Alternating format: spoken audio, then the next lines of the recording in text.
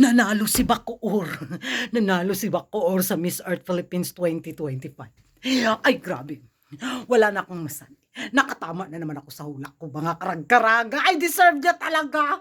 Nung makita ko bitaw yung ano niya, naging interview niya no, nung isang araw, sabi ko talaga, ay, koronahan na to ng Miss Earth Philippines Organization. Huwag na silang mag-inarte. Ay, yung talino. Deserve talaga ni ano, ni Bacoor City ang corona sa Miss Earth Philippines 2025. Grabe, nilamon ang mikropono. Sinampal na naman ako ng kabubuhan ko sa English, mga karag-karag. Ay, eto na. Pangtapat ni Karen Ibasco yung katalinuhan din niya. Ay naku, may mainggit na naman ang mga kapitbahay natin nito.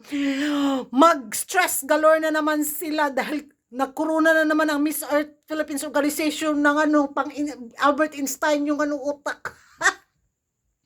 Impas galore. Atakihin na naman sila sa nervyos dito. Ang saya lang talaga. Tama, tumpak. Iba talaga yung katalinuhan niya pang Miss Earth talaga ba na the way siya sumagot bitaw kahit bobo ako sa English. Ay, eto na talaga. Wala na akong crown hair na. Kaya, nung nanood ako, agay, pastilan ha, Bacoor City. Congratulations sa pambato ng Bacoor. Deserve na deserve. As in. So, abang tayo bukas na mga ano pa intriga galore. O, ganon.